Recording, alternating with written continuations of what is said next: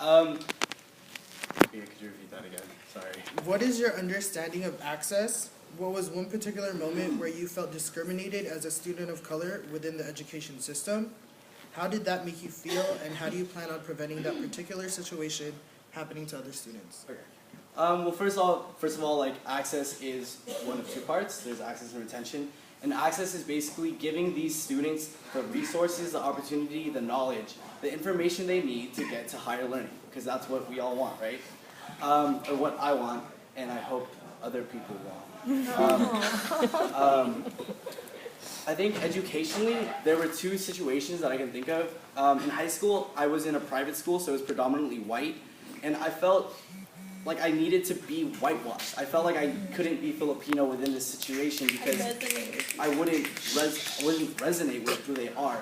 And so I felt like I did kind of push away my culture, my identity in high school, and I became someone that like didn't really know much. And coming into this space, I learned so much about being Filipino. I learned all the stories. I learned about all the myths. I learned about so much, all the dancing, like all the singing, like everything made me feel so good to be Filipino. And like, I want that to be I want other kids in high school to feel that too, because you're a minority, it doesn't mean your voice cannot be heard. And we need to all gather together, because it sucks when you're like the only one, and you know, like, I can make Filipino jokes all around here. I went to high school and I'd act like a fob and everyone would be like, why are you talking like that?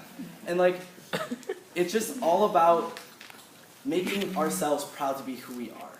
And another thing was, I never got anything like culture. I never got any cultural lessons from my school. And I think like, that sucks, because there's a minute part of the Filipino history within world history, and we need to know more about it, and that should be in the education system, because I only learned that through my friends. I learned that through my family. But this, like, school should teach that. If people want to learn it, and people want to learn about their culture, then they should offer it. I never got to learn Tagalog. I never got to learn, you know, a lot of Filipino traditions that I wish people taught. Being a student of color, or just a non-white student in general, you have to realize that culture plays a big part in your life, and that drags on into school. High school and college are very different. High school, where at least for me, it's a very judgmental time. It's a time where kids are very confused. They don't know who they are. And it's important as a Yoko to help them realize that college is an open space. You're free to be who you are, and whatever background you are, not just limited to Filipino. And that's where the whole access component comes in, being open and giving them these opportunities that they've never had before because that they were so limited with their culture. And in terms of discrimination, you have to look at it not just as a negative standpoint. I mean, being Filipino, being Asian, you have this bar that your parents set, and they expect you to be, oh, you have to be a doctor, you have to be this, that. But sometimes we don't want to do that. And you have to tell these individuals, these younger people, that you don't need to be what your parents want to be. And sometimes that's a hard message to pass across, because, I mean, as Filipinos, sometimes we're very stubborn. And that's huge. And not even just as Filipinos, but other cultures that have these expectations to reach.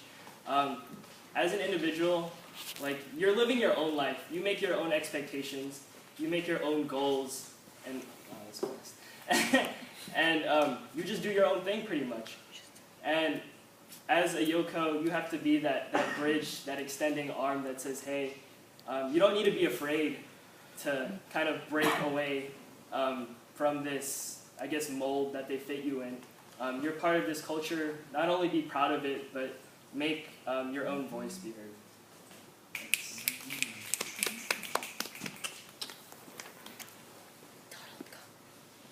Oh,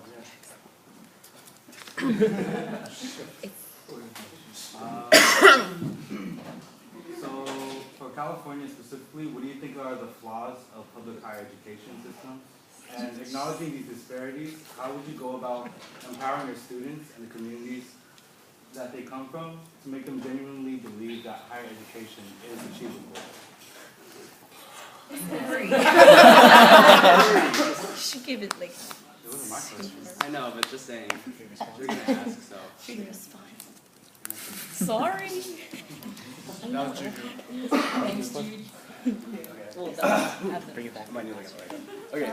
I think one of the main flaws is it's the inability for a lot of students to be able to get into these schools, and I feel like a lot of them feel like there's a reason, there's this kind of stigma that like, oh, I can't get into that school because of this, because of that, and like what I need to do as Yoko and what we need to do as a university is like tell these students that like you don't have to fit into this category to get into a university school, and like everyone always has these stigmas about like getting into college, and we just need to let them know that like you can be whoever you want to be and just do the best you can, and you can get in. Like there's nothing we can, because I can't say there's like nothing that'll stop you, because there are things that'll stop you.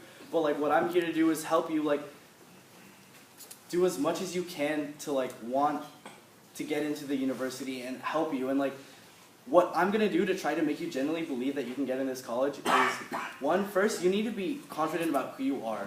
Like you need to embrace your culture, like embrace your identity, like, and if you have problems with something, you need to address it. Like academics is a big thing, and what I'm here to do is help you. Like if you need help academically, then I'm here to help you. If there's problems in the family that's preventing you from being the best that you can be, I'm here to talk to you. Like if there's some type of obstacle, I'm here, the board's here, KP's here, we're all here. There's resources that that person can come to. And like I genuinely believe that I can help like the greater community of high school students, you know, get into dream schools. And I hope I answered your question.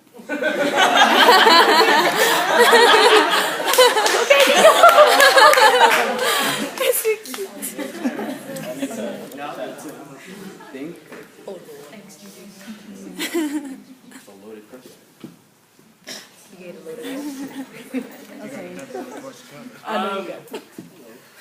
So, like well, I don't know if they're three. I didn't count right. But these big issues that I've learned from experience and seeing people who have applied this year for college, California is huge. There's a lot of people that live in California. And not only that, the economy is getting out of whack, and things are costing more and more. And I feel like one of the cost is a huge factor that draws people away, because they don't know if they can afford certain things. They don't know if they can take certain loans and pay them back. Another thing that's huge is college acceptances, and just getting into college in general is getting way more competitive. And all these big name schools are having to overflow or rejecting a large percentage of people. And students have to realize that that they don't, even though their dream college, even if their dream college doesn't take them, that doesn't mean they're not going to go anywhere. There's still a whole like route you can take. Community college is not a bad thing. And, I didn't get into my dream school, and yeah, I was upset. But I mean, you make your experience of where you get at, and I feel like that's an important message to get across, because I mean, there are a lot of I don't want to say big-headed, but like really smart high school students who think they're going to get somewhere, but they won't, and they'll get very confused. And so those are the two factors that are really huge. And in regards to like just communicating that out there, there are so many different ways to get financial help, and it's important as Yokos to get them to those resources. And in just regards of like that path that they make, you just have to tell them to, I mean, as cheesy as it sounds, trust the process. Whoa. Throw it out there.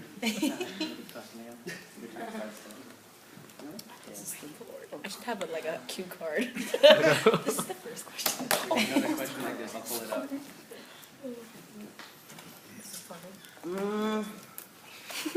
So the issues that I see with higher education now, well, particularly with a university as large as UCSD, is just that the personal connection that they have with the system in general.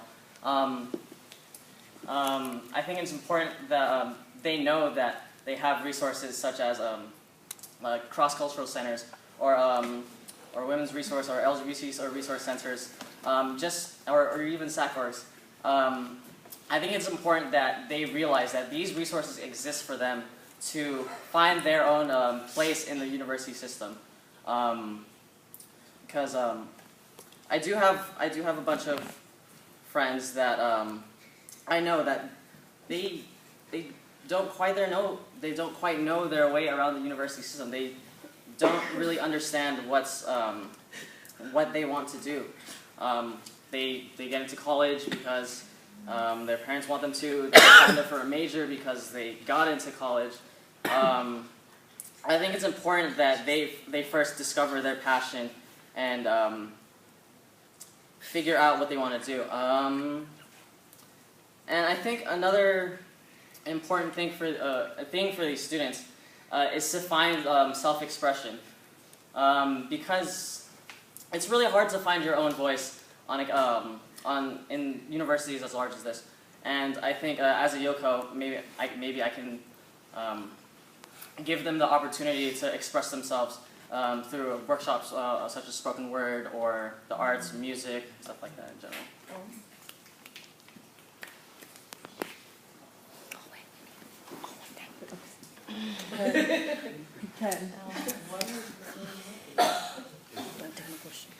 Okay, so y'all talked a lot about higher education in college, but as Yokos, you come across other students who choose not to pursue higher education. How do you deal with a situation like that? What do you have to say to those students?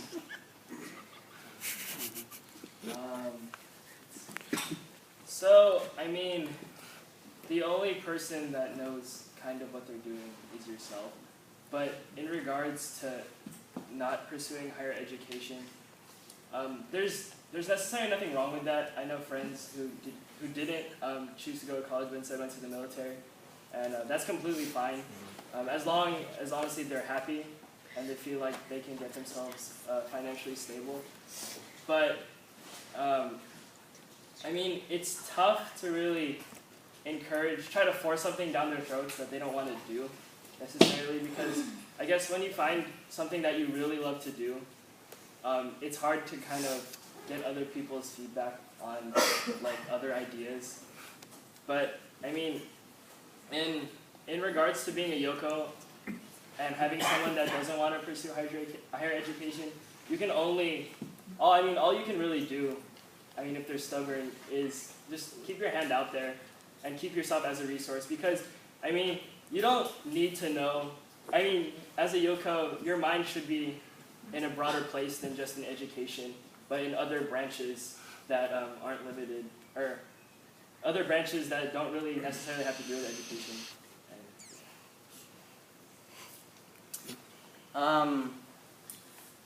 Nikki sort of pointed out that as long as they understand what they want to do, you can't hold them back from pursuing their dreams. There are other options available: community college, professional work, vocational programs, and I feel like the emphasis is always to go to college, go through the 4U system, and get a degree and get a desk job or something. But you don't want to force that to these students. You want them to know that there are other options available, and through this position, we will empower them to realize their own potential, and potentially they find out their career path at an early age, like their senior year, instead of finding out their passions later throughout their life. I mean, I have cousins who are in their 30s who are going back to school because they finally discovered what they want to do. You want them to start early so they don't have to go through the years where they're trying to find their own identity. So. Okay, I think there's 3 different reasons why someone isn't going to college. There's a can't, there's a don't want to, and there's a won't. If you can't, there's a reason why. You need to find out the reason why. Because if it's a can't, then you want to, but it's the resources that you don't have that is limiting you from being able to achieve that higher education. And I'm Yoko, that's my job. If you don't want to, why don't you want to? Like, oh, I want money, I want like money instantly, blah, blah, blah. If they're gonna be irrational about it, I try to be rational and I'd say like, hey, You're taking 4 years, let's say you earn $20,000, that's $80,000. You take the amount that you earn and you compare that to how much you're going to end up earning long term if you did go to college, guess which one makes more money? You kind of want to be logical with them and try to approach them in a way that'll apply to them. And that's kind of hard for me to say and be specific about because I don't know I can't like think of a specific situation where that's applicable, but you kind of just need to apply to their specific needs and try to convince them. And if they won't, then they won't. What you need to do is help them and say, like, our goal is to help them achieve higher learning, but if they don't want to achieve higher learning, our goal is to help them achieve success. And if their version of success is not higher learning, we still need to help them. And we also need to let them know that, like, hey, you know, you don't have to go to college. I think the big stigma is going to college right after high school. I have friends who took a year off. I have friends who aren't going to go to college for a while, but they want to end up coming back. And those opportunities are there. Just because you don't go to college right after high school doesn't mean you can't go to college later on. Great, this is great. Juju. Hold on, we gotta look at it. Okay, sorry. Let me give it to you in parts. Let me give it to you in parts. Sorry. Okay. This is the prompt, short of Is it. this number 8? Yeah. Okay. So although we serve a diversity of students, in particular, as Asian Americans or Filipino Americans, many times we are seen as overrepresented in higher education. How do you feel about this idea or myth?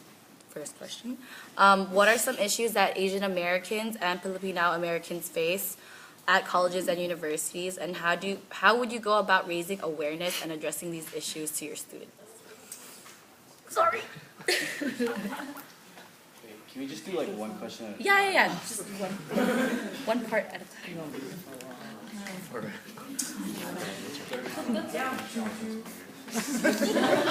This is the core.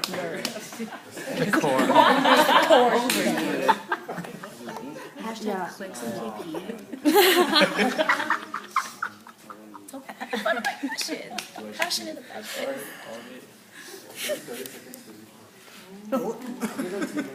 You can. It's 2 questions, so you can get 1 minute for each one. Like family. Well, actually, it's like 3 questions. Yeah. I don't feel we're overrepresented at all because if we were overrepresented, then there'd be Filipino classes like everywhere, and there aren't. I had no idea there were ethnic studies classes until last quarter when I found out Paula was taking it. So if there's no awareness, then there's no overrepresentation. There's a huge underrepresentation because I should know as much about my Gen Chem classes as my bio classes as ethnic studies Filipinos classes if it is overrepresented. And that's all I have to say about that. Really answer the question. Okay, I like the way you answer that. Okay. So, to me, there's no such thing as overrepresentation. I mean, if you're proud of where you come from, you're willing to represent regardless. It's only a number. I mean, numbers can go as big as whatever. And yeah, so I honestly feel like there's no such thing as over-representation. And I feel like that is what we're lacking in sometimes is representation. We have to be more proud of where we come from because, I mean, we're Filipinos. We got pride. And in regards to awareness, like raising awareness, not just in the Filipino community, but everywhere else, it's just important to kind of just show who you are. I mean, once one individual shows who they are, another individual will take note of that, and they'll do the same. And it can only spread, especially when you have such a tight group of friends, and a tight group of friends that can just get together and collaborate. I mean, about this whole myth, I don't quite understand it. We as the underrepresented, we work hard to where we want to be. I think we have to acknowledge our struggles that we've been through. Sorry.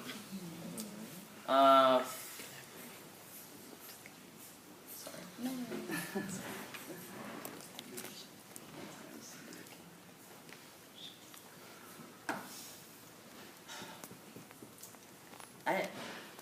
I just don't feel it's really really relevant to acknowledge acknowledge this the success of one race in higher education.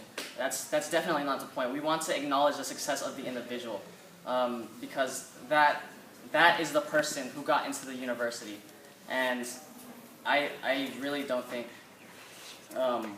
we should be placing more of an emphasis on these success barriers or the like.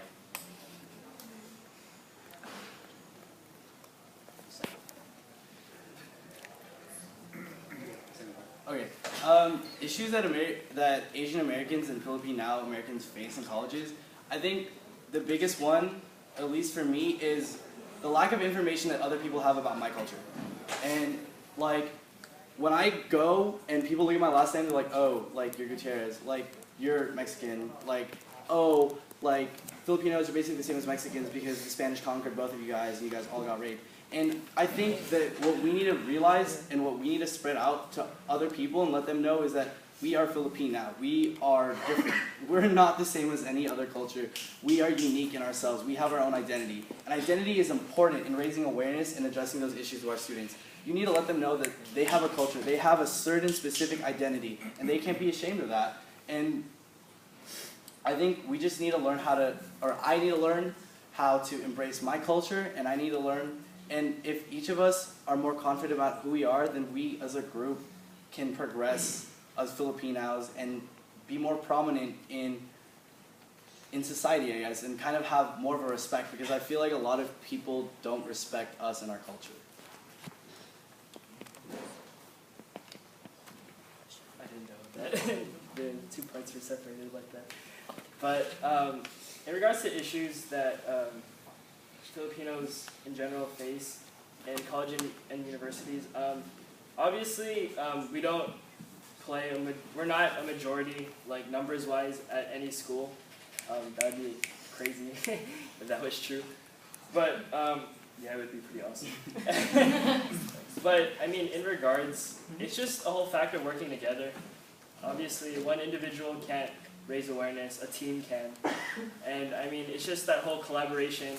And it's not just limited to just one university. It's about connecting with others. That's why we have the FCC. And that's why we have programs that connect us all together, because we're like, hell yeah, we're all proud of where we come from. And every college from SoCal and NorCal, wherever we are, is proud to be Filipino. And it's great to it's just great to know that people from far away, far or close, have the same amount of pride as you do. I mean, as far as addressing these issues that of self-identity, I think through this position it's important to we reach out to the political aspect of board and try and get their advice on how to educate these students and help them realize that that they matter, you know.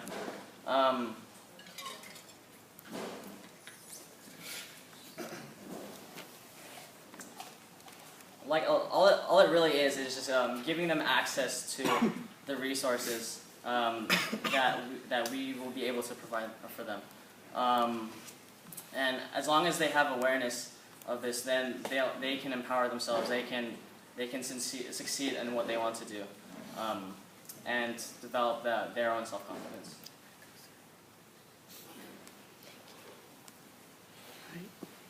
No questions for you? Okay, last one, Kabad. Because we have a lot more to go. Okay, so this is not related to Yoko, but what does support look like to you, and how do you plan to invest growth within yourself and your co-coordinator throughout this board process?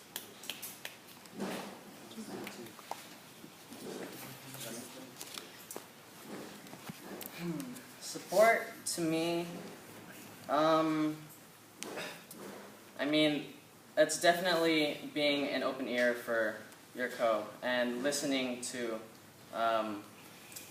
their personal issues, because you want to see each other grow, as well as seeing the students that we're in charge of grow as well.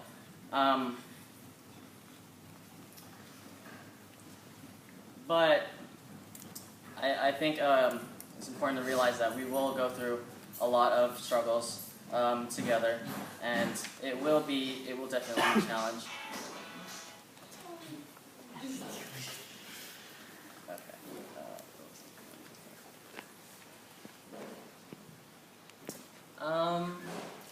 I mean, as long as there's a mutual understanding between both co's, then I think I mean, compromises could be met, or we can foster an even greater growth, utilizing the personal friendships between us, and sort of translate that into personal relationships, excuse me, with students, and just emphasize this sense of community, translated from us and KP board onto the high school students. So that way they will be pumped to go to college because they know that they can find their sense of community. Support to me is just basically being there. I think a lot of the biggest problem with having a co is kind of butting heads, and in this situation, us Yoko, our goal, like there's no ego in being Yoko. The only rewarding thing is helping the students out, and if I'm butting heads with my co, then we're not doing what our job is, and we're not getting that rewarding experience from that. And like, so it doesn't make sense if I go to my co and say, I like my idea better.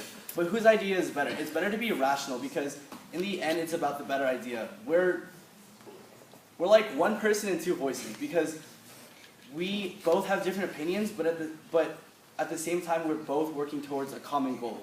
And so whatever's the best idea is the best idea, and it's all about compromise, and it's all about improvement. And if my idea is not as good as the other person, then I support you completely, because you're doing the better job of helping like students, which is what we need to do. And you know, like that's what it is. When you deal with other people, you need to set the ego aside and realize what your overall arching goal is. And my overall arching goal isn't to be the better co-coordinator. It's to make sure these kids get into college.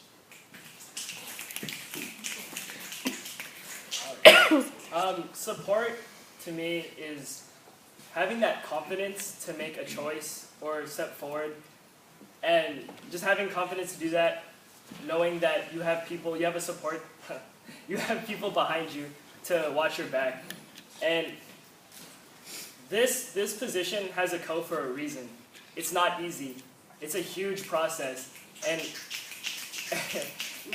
I mean, it's not meant to be easy. You're going to be stressed out, and you're going to think irrational, and you're going to put your emotions first, which is not what you want to do. And that's why you have that buddy, that co, to be there for you.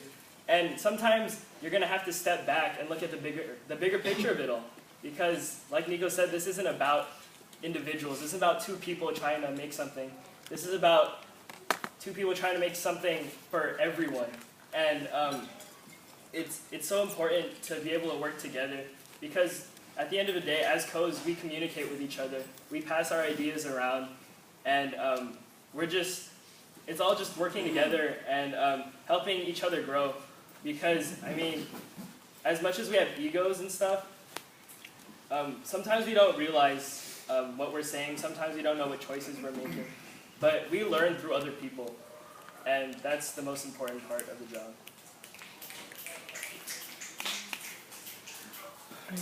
Thank you. Now